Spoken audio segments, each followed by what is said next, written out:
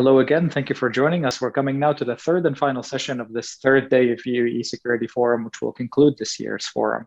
And we're very pleased to be hosting Brett McGurk, the National Security Council Coordinator for the Middle East and North Africa.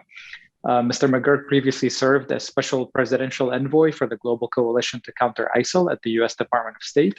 He also served as Deputy Special Presidential Envoy from 2014 to 2015. In President Barack Obama's administration, he served as a senior advisor in the Bureau for Near Eastern Affairs with a focus on Iraq and other regional initiatives, as a special advisor to the National Security Staff and a senior advisor to Ambassadors Ryan Crocker, Christopher Hill, and James Jeffrey in Baghdad. During President George W. Bush's administration from 2005 to 2009, he served as Director for Iraq and then as Special Assistant to the President and Senior Director for Iraq and Afghanistan. Mr. McGurk will be in conversation with AGSIW President Ambassador Douglas Silliman, who needs no introduction at this point, but I will mention that before joining AGSIW, he served as U.S. Ambassador to Iraq from 2016 to 2019 and U.S. Ambassador to Kuwait from 2014 to 2016, among other distinguished postings within the U.S. Department of State. And with that, Doug, over to you. Raymond, thank you very much. And Brett, thank you very much for joining us today. I want to continue with that introduction by noting that, Brett, I think you may be the only non-career government official I know who worked for George W. Bush, Barack Obama, Donald Trump, and Joe Biden, which is in itself no mean feat. And for full disclosure for the audience, you might have noticed the Iraq overlap in our CVs. Brett and I have worked together in and on Iraq for a number of years and spent many interesting and often frustrating hours in meetings with senior Iraqi officials, politicians, and military officers. So we're looking forward to this conversation. Brett, thank you very much for participating in our forum this year. And I'd like to start you off with a general question. We have heard from a number of Gulf officials and Gulf pundits that they have concerns that the United States cannot or does not wish to be a strong security partner for the Gulf as it was in the past. So how is the Biden administration adjusting or dealing with this concern that we're hearing from the Gulf? Well, first, Doug, it's great to be here and it's great to see you. And I'm really honored to close out this terrific week of panels you've had. I look forward to this conversation. And your first question is an important one, and it's one that we get all the time. I will say it's one that I've heard repeatedly in past administrations as well.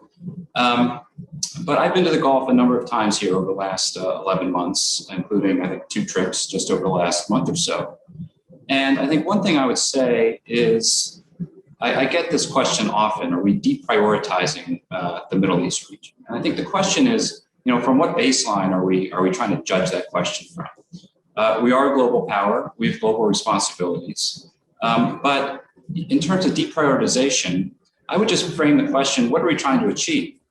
And we've had a singular American focus over the last 20 years, a lot of very hard lessons learned, and really the pursuit of maximalist objectives across very different administrations. So I was here in the White House in the Bush administration, transformational agenda for the Middle East. In the Obama administration, I think things kind of ebbed and flowed a little bit, but ultimately after the Arab Spring and pursuing very maximalist objectives, whether it's Libya, Syria, elsewhere.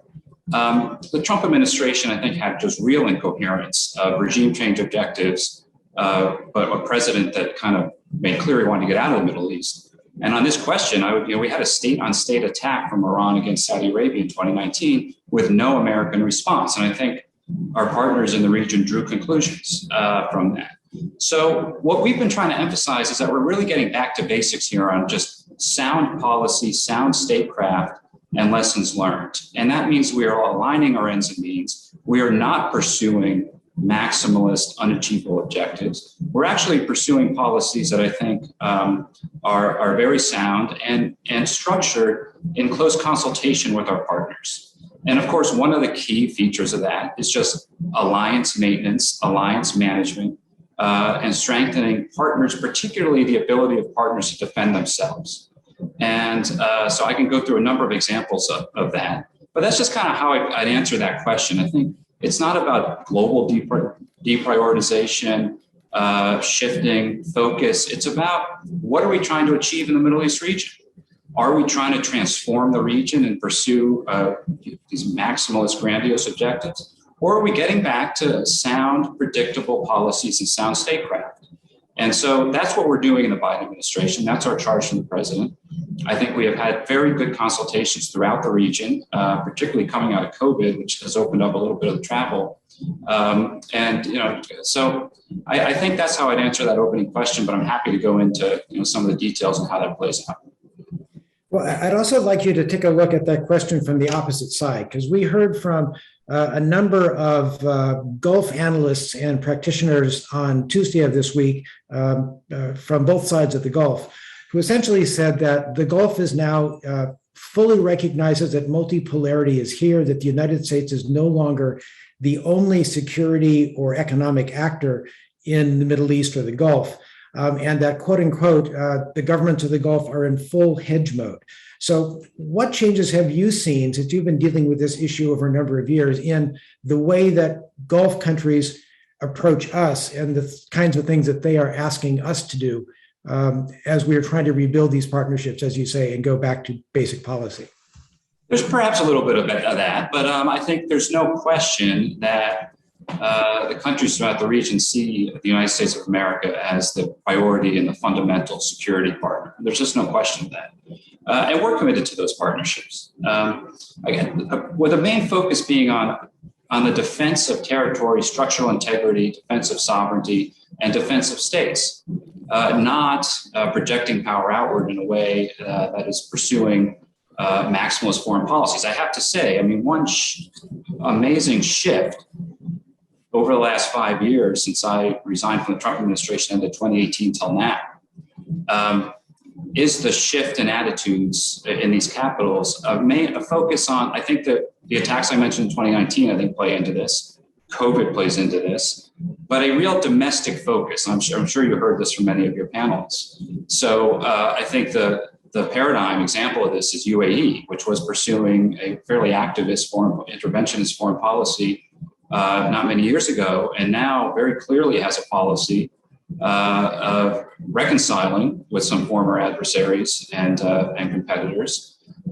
So you've seen MBZ in Ankara with President Erdogan. That's something, by the way, that we very much encourage. We do think at this time in the world, coming out of the COVID pandemic, coming out of all these crises, it is time to open dialogue across borders. So many of the problems we face are cross-border and trans-border. So we very much encourage that, but it's not something the U.S. has to lead, because that is a dynamic that is happening in the region. So you have these patterns of interaction that are ongoing that the U.S. behind the scenes is very much encouraging, facilitating where we can. But we have the Crown Prince of Saudi Arabia today is in Doha with the Emir of Qatar. I think, these things are happening. This is important. The Foreign Minister of Israel today is in Cairo meeting with President Sisi. So these types of patterns of interaction are a significant change from 2015, 2016, or even the end of 2018, the last time I was in office. They're encouraging, and there's something the U.S. we're very much encouraging this trend, this de-escalatory trend between partners of the United States. And it's something I think we can build upon.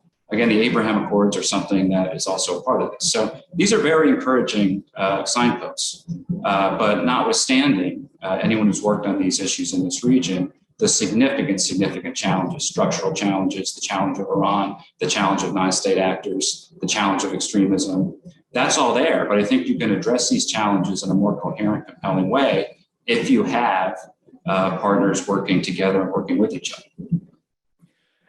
Let me drill down on that idea just a little bit, because one of the, as you noted, particularly for the Emirates, but also for Saudi Arabia, there has been a flurry of essentially positive diplomatic activity and outreach over the past couple of months. I'm interested particularly in UAE outreach to Turkey, which has been a very tense relationship until recently. And even conversations here I've had in Washington seem to indicate a lessening of tensions and more opportunity for commercial engagement again. My concern is not so much Turkey or Syria but rather, how is this going to be applied to Iran? I know that there is, at the same time, Emirati outreach to the Iranians. The Saudis have begun what sound like, thus far, not terribly productive discussions with the Iranians. How are you advising, how is the U.S. administration advising our partners in the Gulf in dealing with Iran when we would like to see them improve relations to reduce tensions, but not necessarily begin trade relationships or the kinds of things that we are have under negotiation now in Vienna? So is there a contradiction, or how do you balance this contradiction in dealing with Gulf relations with Iran? So again, the trend lines I mentioned, you just mentioned, are very natural to what's happening in these capitals. So these decisions are being made by sovereign actors. They're not something American. We are not saying, hey, go talk to Iran. Sometimes we get the question, we might have an opportunity to have a channel with Iran. What do you think? And we'll talk it through. Look, overall, we do believe that channels of communication and dialogue are a net positive. I think particularly our friends in the Gulf sit across the table from Iran with their eyes wide open for who they're dealing with. And obviously we have a close consultation as those conversations go on. So the principle of dialogue and talking and diplomacy is something in the Biden administration we are 100% for and we support. But obviously we're quite realistic. There's not about to be massive breakthroughs through these channels, but just the de-escalation of tension. Having channels open avoids risks of miscalculation.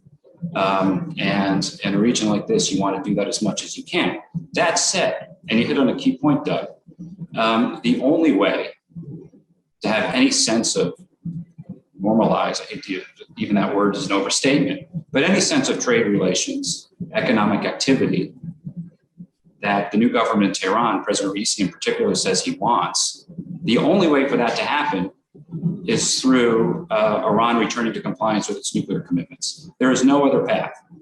We have kept on all of the sanctions that we inherited. That is all still in place, the entire apparatus, because Iran's nuclear program, another problem we inherited, and I won't get into what we think about getting out of the JCPOA, but I think the record now, I think, speaks for itself. I just don't think it was a very thought through decision. And the Iranian nuclear program is advancing in leaps and bounds. We have kept on all of that economic pressure, the entire sanctions apparatus, and our friends in the Gulf know and understand and agree with that. The only way that comes off is if Iran returns to its nuclear commitments. So again, the dialogue is important. It can help de-escalate. It can open channels that reduces the risk of miscalculation. But I think everyone's eyes are wide open. And the only way that Iran can come out of the sanctions net is through returning, getting its nuclear program back in a box. Well, certainly, I think almost everybody listening to this conversation would like to see both the United States and Iran to return to the JCPOA and get closer to where we were in 2015, 2016. The chances of that seem increasingly remote, at least in the short term. What has concerned some of the Gulf partners with whom we have spoken is that there's no serious discussion yet of a plan B. Now, again, this is a press invention, not necessarily a Biden administration term. But what role do you think the Gulf will play in formulating U.S. policy and vice versa if we are unable to reach agreement to return to a JCPOA over the course of the coming year? What is the role of the Gulf, the role of Israel and other regional actors in formulating this popularized Plan B? Yeah, we don't really talk about Plan A, Plan B. I mean, as you know, these issues are more dynamic and fluid. I will say one thing: we have been very clear. We're not the Trump administration, believe me. And Joe Biden's policies are quite different. We're also not the Obama administration. We have our own position and pursuing our own course based upon, again, hard lessons learned over the years, close consultations with allies, and a real hard look at the facts that we as are presented. But one principle, and we've been clear with this with all of our allies, allies, whether in Europe or partners in the Gulf or partners in the Middle East, we're not going to do anything behind anyone's back. So you saw our nuclear negotiating team, Rob Malley and his team, met the entire GCC, and they issued a common statement about 2 weeks ago before we went into the next round in Vienna. There's full transparency in terms of what is being discussed with our friends in the Gulf, our friends in the Middle East, and of course our partners in Europe. So I think that is something that has actually been quite fruitful. There's no questioning of, well, what are the Americans doing? Is there some secret process? There's not. What's going on is happening in Vienna, and we are very clear. If Iran returns to compliance with its nuclear commitments, we will return to compliance on the sanctions side. And there's really no other path. How this plays out, we'll see. Look, there's a new government in Iran. I think they came in with their own theories of the case. Oftentimes what happens with new administrations is that, those plans then hit reality. So there was a round in Vienna last week where, frankly, the entire P5+1 was very united in its position. And you've seen the statements that came out of that. And Iran's currency collapsed after those talks ran into headwinds. So we'll see. I was just meeting on this morning. There's a number of different ways this can go. But we are very committed to getting Iran's nuclear program back into a place where we and the international community, P5+1, and regional states and Gulf states have assurance that this is a peaceful nuclear program. And right now, the program is advancing so rapidly that it is approaching a crisis point over the first part of next year. And I think that is lending some urgency to the negotiations, but also I think the urgency is being felt very much on the Iranians. Let me move off of Iran for a minute and talk more about the concept of multipolarity and get your view on competition from China, competition from Russia, whether it is security, military sales, commercial, in the Gulf and in the Middle East. And what is the attitude of the United States toward, a relatively stronger China and very aggressive Russian actions, not only in Ukraine, but also in the region? I think recognizing largest trading partners, and that is all something that I think we recognize as a fact. Where we have, I think, good conversations and consultations is about anything delving into the types of cooperation that could impinge upon what we want to do in terms of our military cooperation, in particular protection of technology. So I'm not going to get too deep into this, Doug, for reasons I think you can understand. What I will say over 11 months, and I also say walking in the door here in January, some of this was not going in the right direction.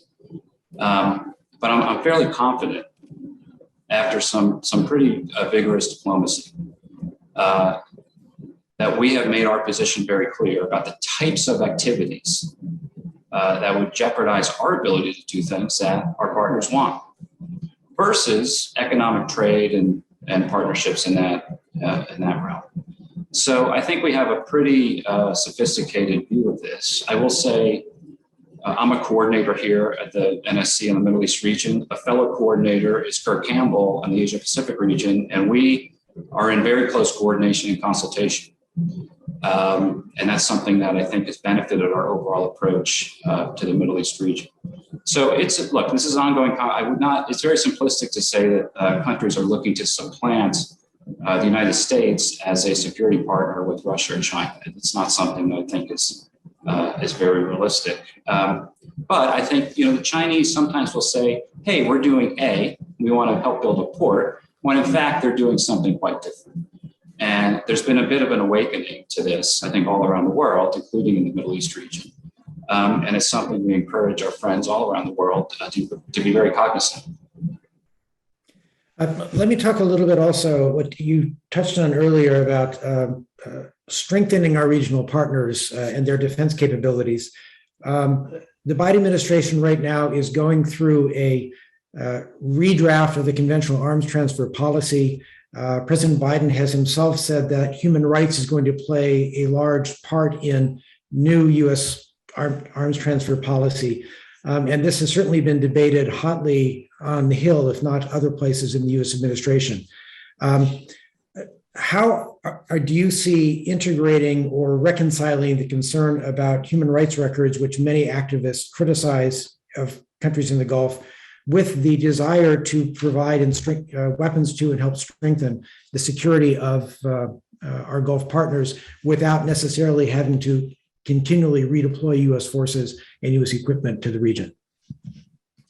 So a constant balance in any administration. I think when I say back to basics of sound statecraft, sound policy, aligning ends and means, alliance maintenance, alliance management, intensive diplomacy, so we have regular consultations, and a basic principle of American values of which human rights is at the forefront. So nearly all of our conversations at senior levels have a human rights component. And so I think that's quite essential.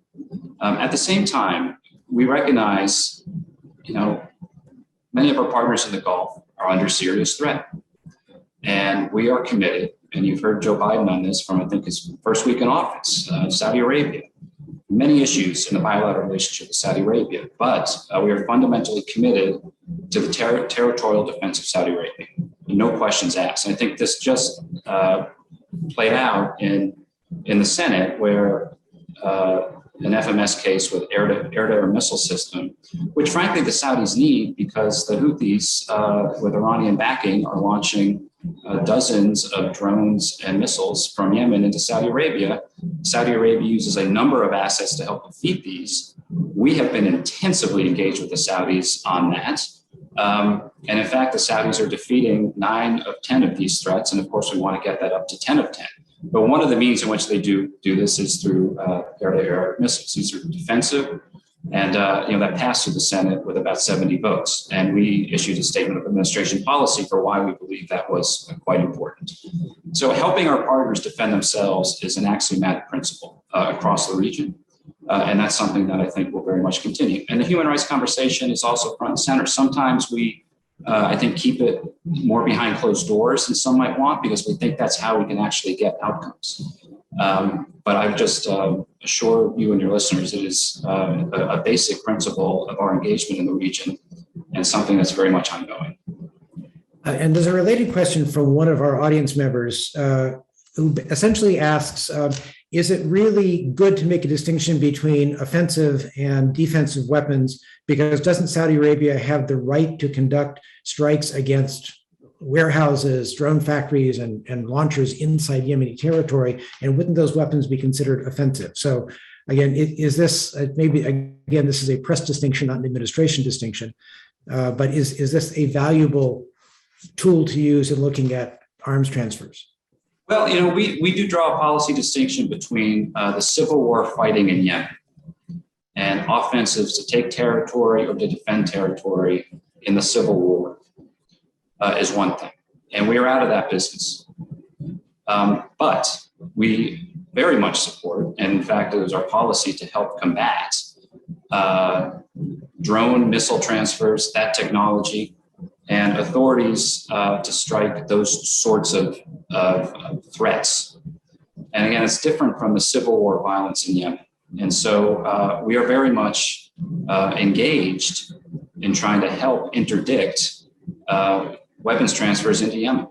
And that has to do with real threats, not only to Saudi Arabia, threats potentially to Israel, threats potentially throughout the region. So I think you have to draw this distinction. Sometimes it can be a line that looks blurry, but actually it's not as blurry. When you really look at it, it's not. I mean, there's a distinction between the defense of Marib in Yemen, where it's the main front line, versus trying to get after the ballistic missile, drone transfer, and other threats that come out of Yemen and threaten our partners. So that's a line that we've drawn. It's a line that we're very committed to, and I think it's the right line. And another audience member has asked, essentially, what are the factors that go into the decision that the administration has made that President Biden will not engage directly with Crown Prince Mohammed bin Salman, even though he is de facto the head of government for Saudi Arabia. What are the kinds of things that you're looking at, and are there circumstances under which that might change? I think this has been kind of overhyped, this issue. I got to tell you, working with Joe Biden and seeing him here almost every week, I mean, he is intensely focused on all of these problems we're talking about. He's also intensely, and I can't stress this enough, and it's one thing that makes this administration so different, on the domestic challenges of our country. And so the president is engaged. He has spoken with King Salman. I was out in Saudi Arabia with Jake, meeting with the Crown Prince not long ago. But they've had a direct engagement of the king and the president through phone calls, letters, and other things. So I actually think our engagement with Saudi Arabia is calibrated about right, and there will be more of it, of course, as we head into the coming year.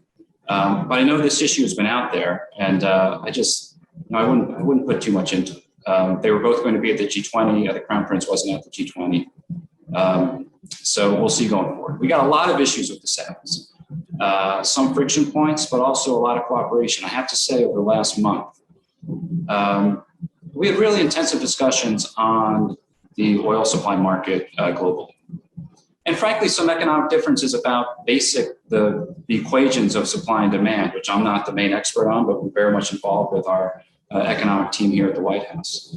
I thought it was actually a very constructive exchange throughout. We made a decision to release from our strategic reserve, and OPEC Plus, about a week later, made the decision to stay about where they were. We've been engaged with the Saudis recently on Lebanon. We think the boycott of Lebanon was not the smartest move, and the trip from President Macron led to a conversation between the Crown Prince and Prime Minister Mataki. We've also been engaged, and I can't stress this enough, with helping the Saudis defend against the drones and missiles coming from Yemen. I think with some success. Again, 9 to 10 is good, but not good enough for us. We want to get it up to 100%. And the visit that the Crown Prince is making around the region now, which gets to one of my first principles. I think we inherited a situation with some still real polarization amongst American friends, whether that was UAE and Turkey, Saudi Arabia and Qatar. Things were starting to improve, but we really did encourage to really heal that rift. And I think now we can say pretty much it's healed. And I think that's quite encouraging, something we can build on. So a lot of issues with the Saudis. I had a conversation with the Saudis just this morning on some issues coming down the pike, including the GCC summit next week. But I wouldn't overstate that point too much, though. All right. Let me move on to what I think is probably the most consequential sort of new foreign policy decision by the Trump administration, which was the Abraham Accords, and get your take on how the Biden administration sees these as useful, and how much energy or in what areas you might want to try to expand or deepen the Abraham Accords and what they're doing. Well, first and foremost, at risk of repeating myself, but this principle of engagement across borders is axiomatic, and the Abraham Accords play right into that. So we fully support the Abraham Accords. This isn't something that's new. Candidate Joe Biden, when he was a presidential candidate, when the UAE and Israel signed the Abraham Accord, put out a very positive statement of support. So this is a principle that Joe Biden is very much committed to, and our whole administration is committed to. So yes, we are looking to enhance and strengthen those that already exist, and also pursuing new opportunities. And so a lot of this is, the fruits of your labor don't appear until they're actually ready. So I think we have a little ways to go. We're chipping away at some. And I will say our engagement with the new government of Prime Minister Bennett is also multifaceted, and I think incredibly constructive with our Israeli allies. We have Defense Minister Gantz here today. We have a regular channel between Jake Sullivan and the Israeli National Security Advisor, Yoav Bulata. And coming out of the Gaza conflict in May, which was a very intense 11 days here, in which President Biden was just hands-on throughout those very intensive 11 days. And then through the transition to a new government of Israel, part of the conversation has been not only the security of Israel, which is fundamental to us, but also pursuing some opportunities in the region related to the Abraham Accords. So I don't know if I can say more than that now, but I would just affirm our support and are looking for new opportunities. Let me drill down on that point just a little bit more, because in conversations we have had with Israelis see bringing Saudi Arabia in some way into this process is the biggest victory that they can get and will provide them, they think, the greatest support and longer term safety that comes out of the Abraham Accord. So how do you think that might be accomplished? What kinds of things could move Saudi Arabia in the direction of reconciling in some way with Israel? I'd like to answer that question, Doug, but I'm going to keep it.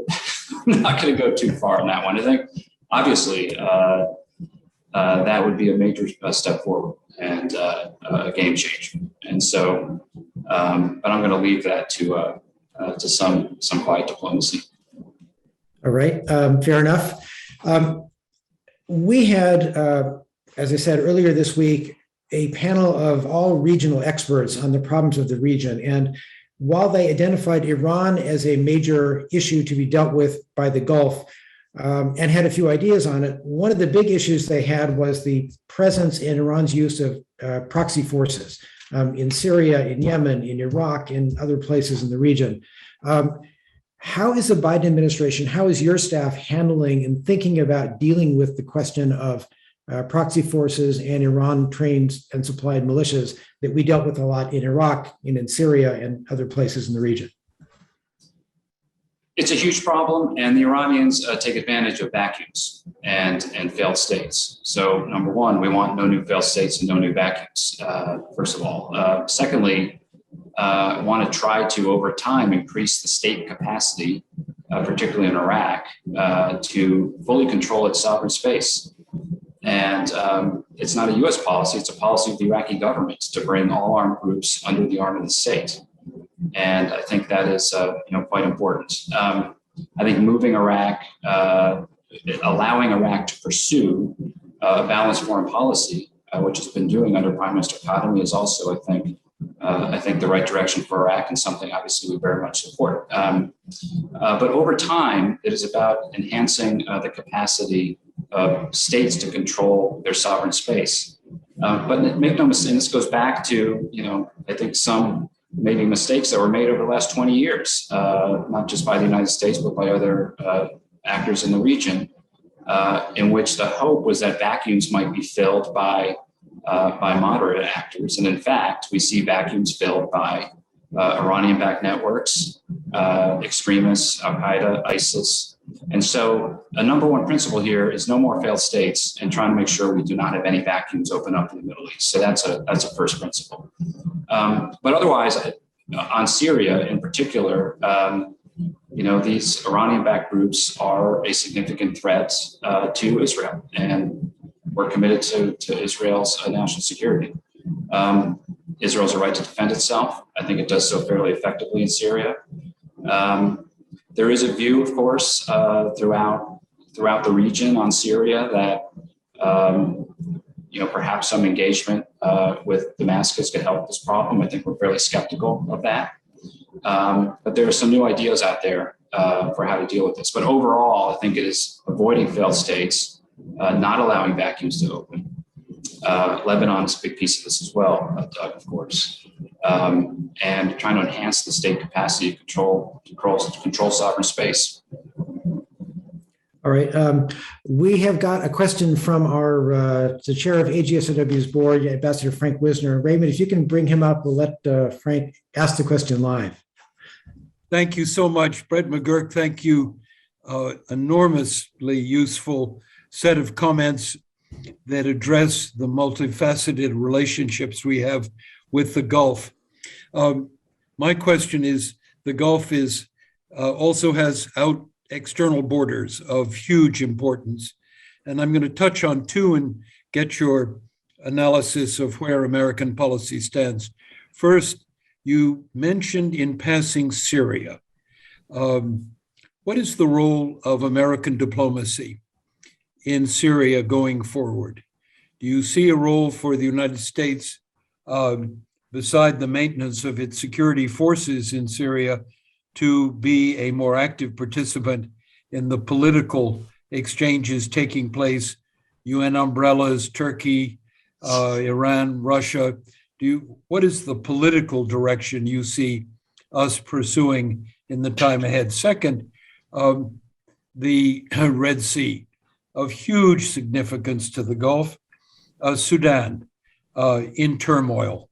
What's your prognosis for the way events are unfolding in Sudan and the role that we can play in producing a stronger Hamdok regime or return to a greater degree of normal behavior in Sudanese politics? Thanks, Frank. I'm honored to hear you on screen here.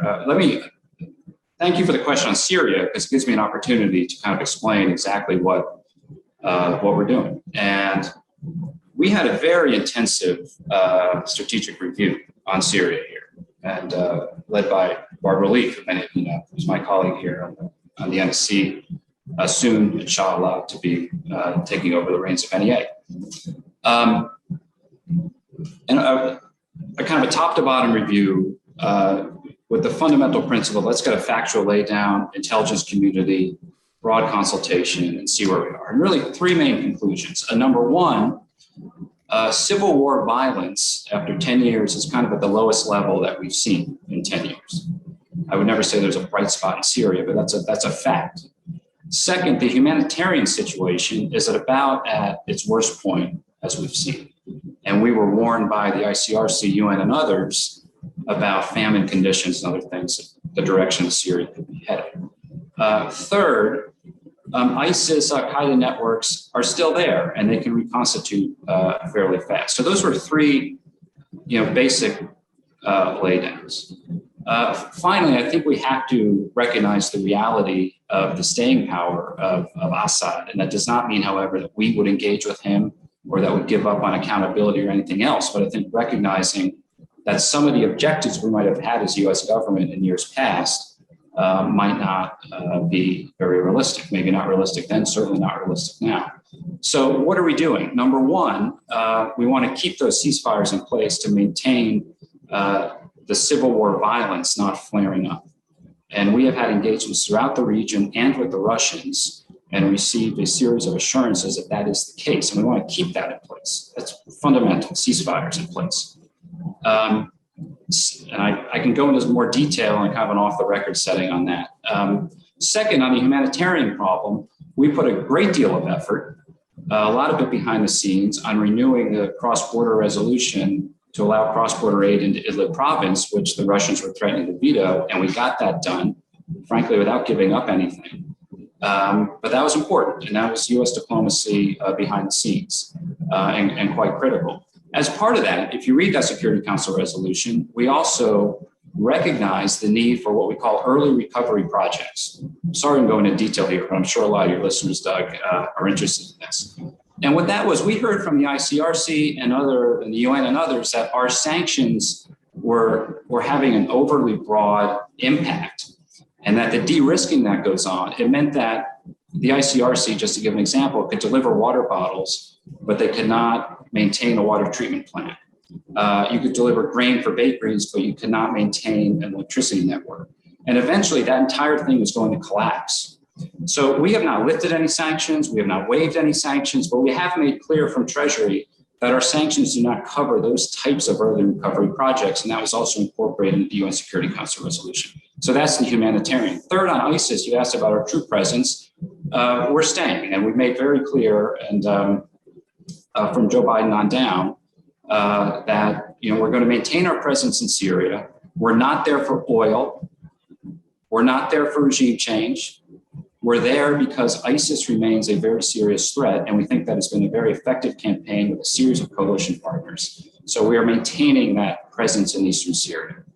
There are a number of issues, other issues in Syria, of course, which we're focused on, but those three alone are really key.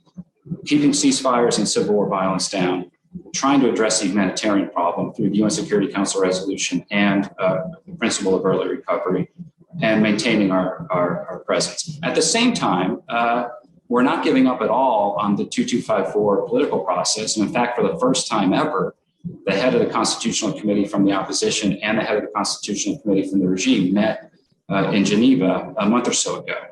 But we're very realistic about that process. It has some structural flaws. We're engaged with Gare Peterson and others to pursue it. So, but those are the kind of the big moving pieces.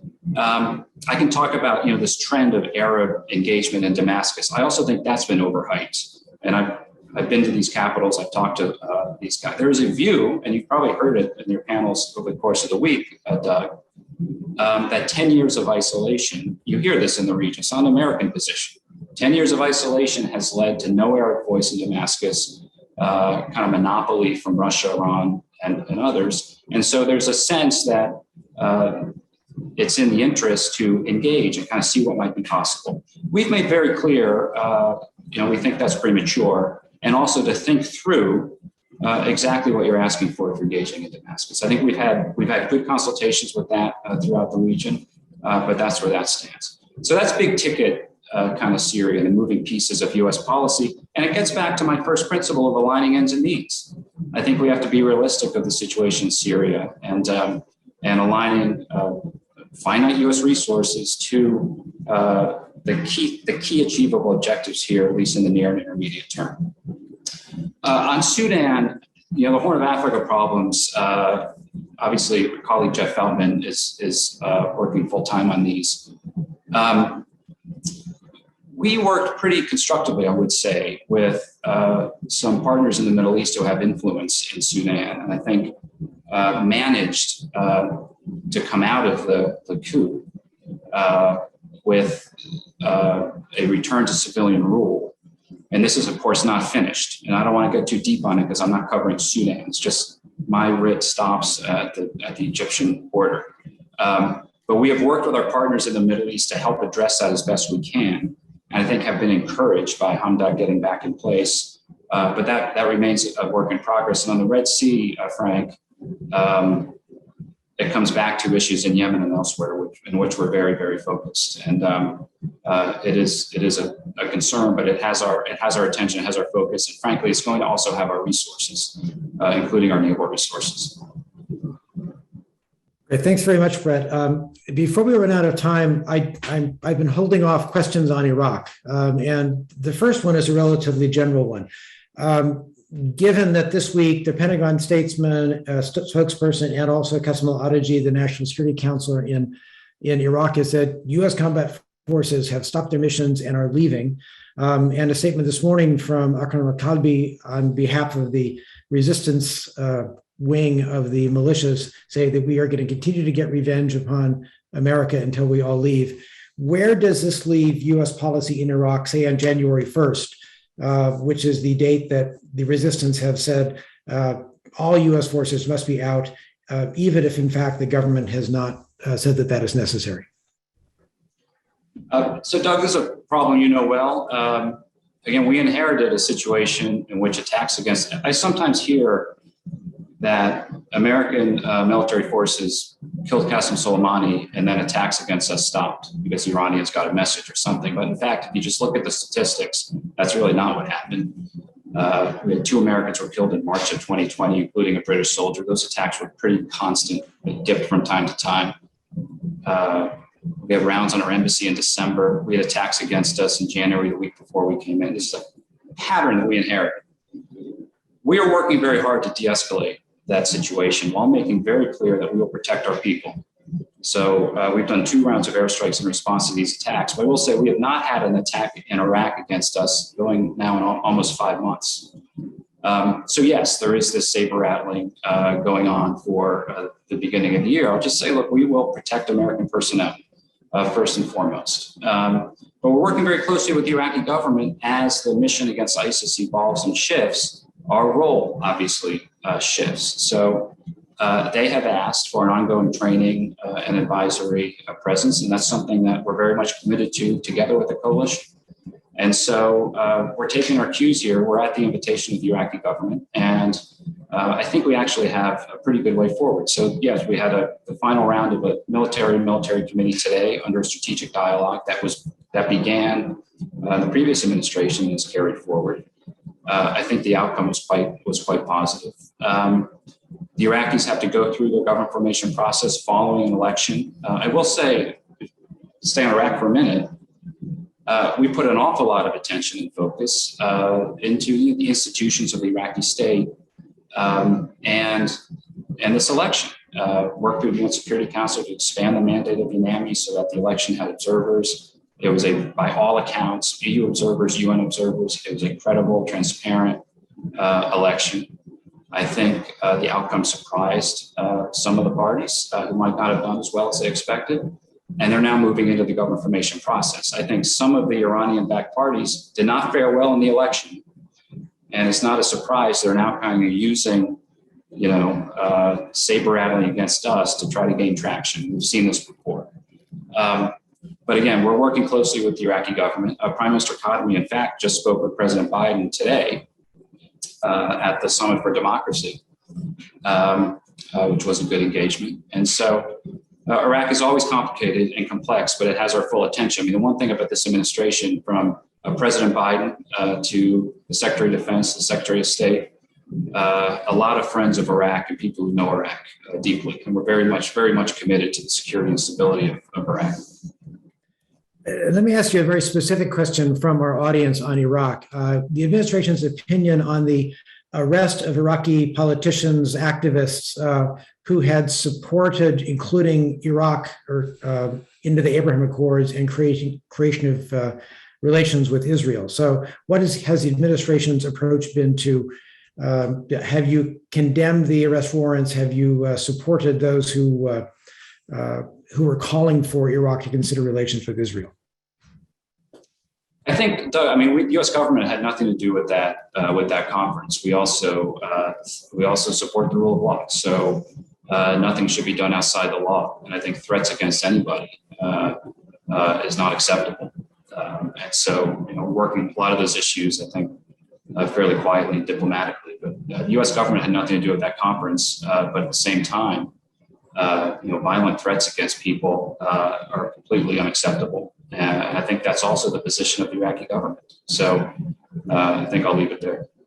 Well, I'll clarify the question, which was that arrest warrants have been issued for people who participated in that conference in violation of the laws which reject relations with Israel. So the question is, have you discussed with the Iraqi government whether or not that was an appropriate reaction, or whether that actually represents the position of the larger government or just that of a prosecutor who brought those charges? Doug, you worked in Iraq. You were the ambassador there. You know how easy it is to issue arrest warrants. I think this is, your successor, Ambassador Tuller, who I tell you, what it's like out there. He really deserves a medal for what he's been through. But he's doing a terrific job on all of these very, very complicated issues. And I think many of them he worked on. So. But I think the position of the government of Iraq on this, I think, has been pretty clear. I think threats against people are not acceptable. But we've also made clear the U.S. government had nothing to do with that particular event. And as we close to the end, we've got a couple of questions asking you to comment on the Conference on Democracies. Bringing together democratic governments to support basic concepts of democracy and the lack of involvement of Middle Eastern countries in this exercise. So how was a decision made to who to include in this, who not to include, and what do you see the implications are for the Middle East from whatever comes out of the conference? Well, we have Iraq in the first session today, and I think that's a testament to the election they just had and multiple peaceful transitions of power. I think obviously Israel is a participant. In terms of the selection of countries, I think we've done a lot of backgrounding to the media about kind of how that was all developed. It's a global effort, and our democracy director here at the NSC oversaw a lot of that. But look, on this particular issue, the Middle East region has a ways to go. And so On Tunisia, for example, I think we were quite concerned about some of the steps that President Said took over the summer. We've since been heavily engaged with him to kind of restore a democratic path and not to overlook the significant challenges that Tunisia faces and that President Said is trying to focus on. But I think we were very focused. Look, I think you have to get back on a democratic path and return to democratic normalcy. And so, one reason I think we didn't see Tunisia in the group of countries is unfortunate, but I think they're actually moving in the right direction.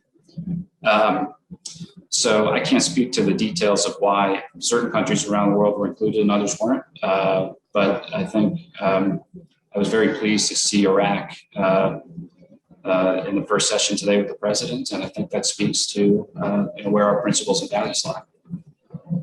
And let me ask a couple of specific questions that are on issues that are of importance to the Gulf, but sort of tangential. The first one is, can you confirm that the Biden administration is recognizing the Trump administration's decision to recognize Moroccan sovereignty over the Western Sahara? It appears that it's moving in that direction, but I'm not sure that we have seen that as formally as might have been. And secondly, comments and thoughts on the upcoming Libyan elections, which has been getting to this point a very interesting process that has required bringing in a lot of our partners who are on opposing sides of that conflict. So on Western Sahara, we have not reversed the decision, but we also have not moved forward with it in terms of some of the steps that were outlined. I think we've had very close consultations with the Moroccans and others, and with Congress on that issue. But we've first and foremost been focused on getting a UN process moving again. And you probably saw the appointment of Staffan de Mistura as the UN envoy. Obviously, that took an awful lot of effort. We were very pleased to see that get done through the Security Council, and Staffan is now getting to work. The Morocco partnership, I think, is fundamental to our policies in North Africa. Foreign Minister Barita was just here. We're regularly engaged with the Moroccans. I think we have a pretty good common vision, particularly when it comes to the Abraham Accord. Speaking with some of my Israeli counterparts yesterday about just kind of going gangbusters between Morocco and Israel, something we very much support and want to move forward. On Libyan elections, the thing about Libyan elections is it is the Libyans themselves that are driving this process. So 2.5 million Libyans have registered for this election. It is not something that any outside actor is going to say, hey, time out. So really, it's been actually quite extraordinary. And there is a desire among Libyans to see this process move. The vote is scheduled to be held on December 24th. I think we just had a conference in Paris that Vice President Harris attended, in which the international commitment to that is very clear. But the Libyans and the Libyan High Electoral Commission still has some work to do to put the final pieces in place. But we're very much supportive of that process, mainly because, again, the Libyans themselves, it's pretty inspiring to see the numbers of Libyans registering for this process. There's about 70 candidates. As you know, it's an election and then a subsequent round. So this is part of a process. But not just us, but the international community, friends of Libya, are very much behind it. So, Brett, we've essentially run out of time. Let me give you an opportunity to take a minute or two to sum up whatever you'd like to, or give us some closing remarks. I would just say that, Doug, the big picture, I go back to my first point and what we're trying to do. It is truly back to basics in terms of not trying to pursue grandiose, unachievable objectives, but the basics of alliance maintenance, alliance strengthening, and working together on these incredibly complicated and complex problems that we see in the region, together with friends and partners, often making incremental progress because that's all that might be achievable. But it does not mean we are deprioritizing our focus on the Middle East. So, and that's really the big kind of fundamental point. And back to basics of sound policymaking, sound statecraft. But that requires an ongoing American commitment, which is there. even as we have global responsibilities elsewhere. So, Doug, I'm really grateful for this opportunity. It's great to see you again, and hope we can do it in person soon. Inshallah, as they say. Brett, thank you very much for taking the time to do this and to speak to our audience. And we'll let you go back to your important duties. For those of you still in the audience, since this is our last session of the UAE Security Forum, let me just sum up some of what you have heard this week. On Tuesday, a panel of analysts and experts from the region described the current steps the Gulf is taking as consolidation, retrenchment, and maneuver, and that noting that in the eyes of the Gulf, multipolarity has already arrived, and that the largest strategic threats are probably Iran and non-state actors.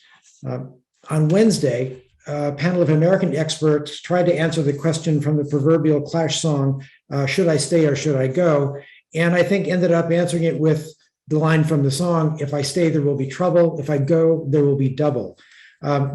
That said, they also concluded that a continued security relationship and American military presence strengthens U.S. diplomatic efforts and also the hand of America's Arab partners as they deal with Iran and other concerns. This morning, Dr. Amr Gargash, the diplomatic advisor to the UAE president, noted that the last decade has been a particularly problematic one, and that the UAE is currently resetting its regional relations and redoubling its global engagement as it prepares to take up its seat on the Security Council for the next 2 years, but confirmed that the United States is and will remain the UAE and the region's major security partner, even as economic and other relations may turn a bit more to the east. Just before, Brett McGurk, you heard a panel of economists argue that Gulf economies were going through a period of recovery, reform, and economic integration, which would provide new opportunities potentially for American and other businesses. But there will also be new difficulties, such as increased regional competition, the need to regionalize entrepreneurship, and the difficult supply of labor to many markets in the Middle East. We never really thought that this forum would provide clear answers to all of the difficult questions that the Gulf is facing right now. But I do think that you have heard this week some very good experts and panelists shed some light on the views of governments in the region, but also throw out some ideas on how governments, academics, practitioners, and people in the think tank community who try to provide ideas for governments might use to move forward. I'll also say, for those of you who found particular sessions interesting or useful, videos of all of these sessions will be available on AGSIW's website, www.agsiw.org, in the next couple of days as we work through the technical details.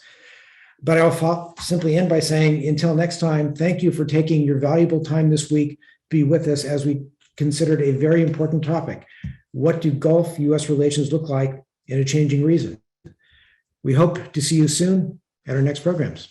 And that's all for UAE Security Forum this year. Thank you very much.